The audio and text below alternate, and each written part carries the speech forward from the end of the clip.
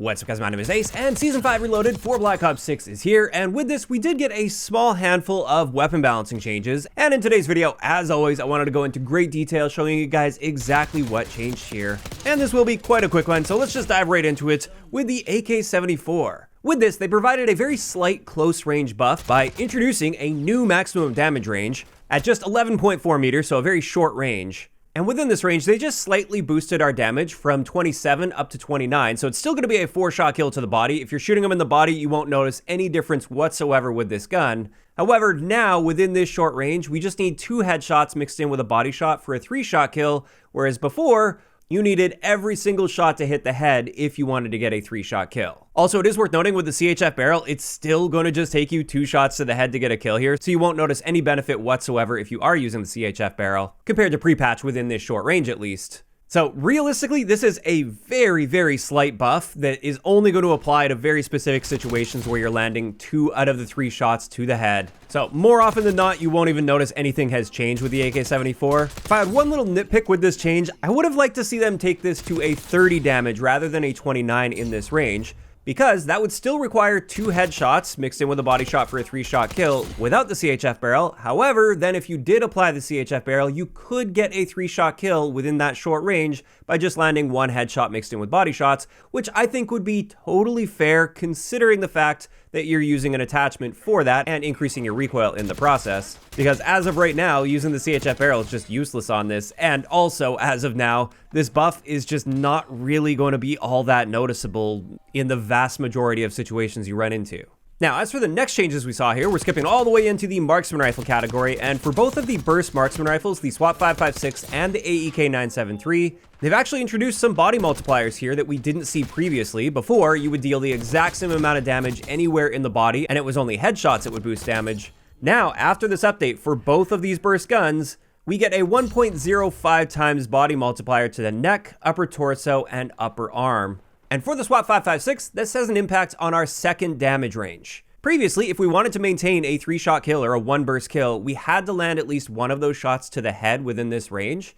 Now, you just need to land one of those shots to the upper torso, upper arm, neck, or head, and you'll be able to maintain that 3-shot kill. And realistically, that's likely going to be happening in most gunfights that you're in, so more often than not, this will now be a 3-shot kill within this range, rather than a 4-shot kill most of the time unless you manage to land that headshot. Now, in addition to this, in that minimum damage range, so at really long ranges, this also technically improves our headshot potential, assuming we're mixing these upper torso and upper arm shots with headshots.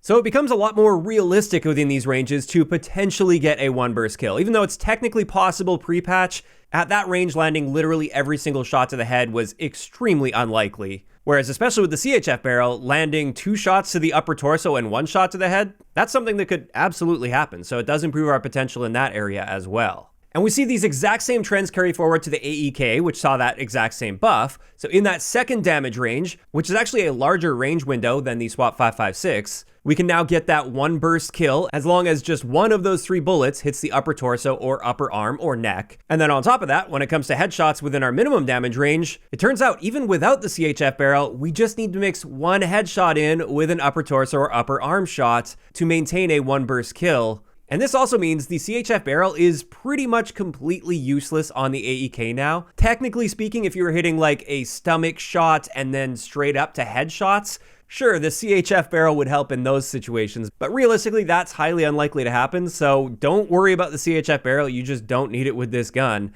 And at really long ranges, your 1-burst kill potential is actually quite good now with the AEK.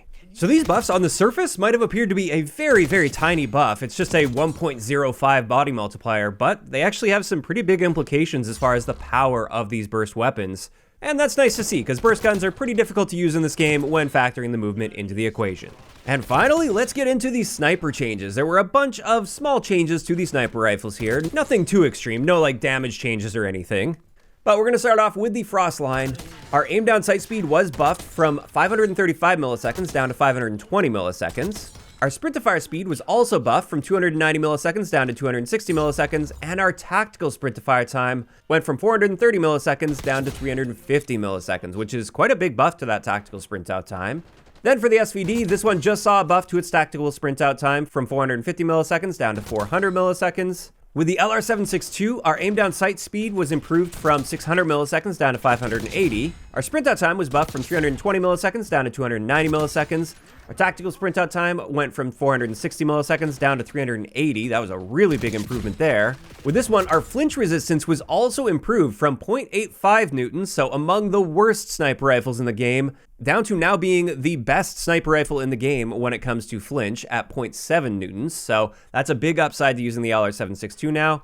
And then on top of that, while aiming down sight, if you're strafing with the LR762, it will no longer cause any additional idle sway with this weapon. So that's actually a notable amount of extra power that this gun now has. Now, as for the AMR, this one just got the tactical sprint fire buff.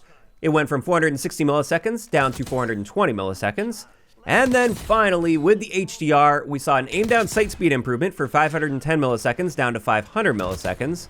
Our tactical sprint out time went from 375 milliseconds down to 340 milliseconds, which is very fast for a sniper rifle. And then finally, our flinch resistance was very slightly improved on this. It wasn't as much of an improvement as we saw with the LR762. This went from 0.85 newtons just down to 0.8 newtons. So very, very slight improvement there. That one's probably not even really going to be noticeable, unlike the flinch resistance buff to the LR762.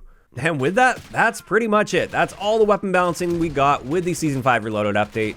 Realistically, I do think they have found a pretty good balance overall with weapons, so I wasn't expecting like a major weapon balancing overhaul or anything. They've got things pretty fine-tuned at this stage, so we're just going to be seeing some minor updates like this, aside from potentially new guns coming to the game and being really powerful. We'll have to see how that turns out. But this is where I'm curious to hear from you guys in those comments down below. How are you feeling about these adjustments to weapons in this, especially to those burst guns? I feel like that's definitely going to be the most notable adjustments here. Do you guys think these were generally good changes? Were there any weapon balancing changes you were hoping to see that we didn't see here? Just let me know all of those thoughts down below. If you enjoyed the video, a like rating is always appreciated, and don't forget to subscribe for more if you haven't already.